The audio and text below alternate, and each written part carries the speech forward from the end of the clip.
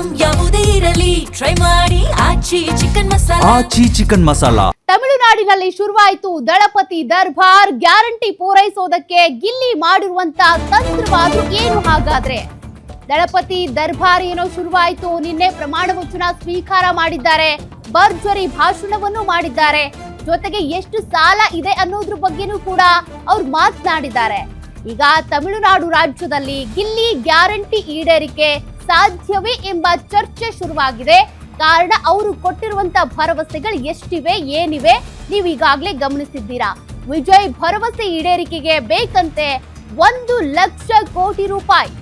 ಇನ್ನು ಈಗಾಗಲೇ 200 ಯೂನಿಟ್ ಉಚಿತ ವಿದ್ಯುತ್, ಮಹಿಳೆಯರಿಗೆ ವಿಶೇಷ ಕಾರ್ಯಪಡೆ ರಚಿಸಿರುವಂತಹ ಸಿಎಂ ವಿಜಯ್.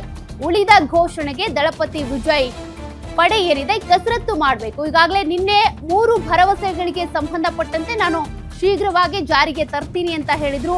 ಅದು ಮಹಿಳೆಯರಿಗೆ ಸಂಬಂಧಪಟ್ಟಂತೆ ಭದ್ರತೆಗಿರ್ಬೋದು, ಮತ್ತೊಂದು ಕಡೆ ಡ್ರಗ್ಸ್ ನಿಯಂತ್ರಣ ಇರ್ಬೋದು, ಈ ವಿಚಾರಗಳನ್ನ ಪ್ರಸ್ತಾಪ ಮಾಡಿದ್ರು.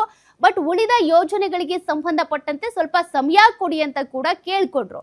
ನೋಡಿ, ವಧುವಿಗೆ 8 ಗ್ರಾಂ ಚಿನ್ನ ಮತ್ತೆ ರೇಷ್ಮೆ ಸೀರೆ ಕೊಡ್ತೀನಿ ಅಂತ ಒಂದು ಗ್ಯಾರಂಟಿ ಘೋಷಣೆ ಮಾಡಿದ್ದಾರೆ. ಇನ್ನು ನಿರುದ್ಯೋಗಿಗಳಿಗೆ 4,000 ನೆರವನ್ನ ಕೊಡ್ತೀನಿ ಅಂತ ಹೇಳಿದ್ದಾರೆ. ಶಾಲೆಗೆ ಹೋಗುವ ಹೆಣ್ಮಕ್ಳಿಗೆ ಅವರ ತಾಯಂದ್ರಿಗೆ 15,000 ರೂಪಾಯಿ ಕೊಡ್ತೀನಿ ಅಂತ ಹೇಳಿರೋದು.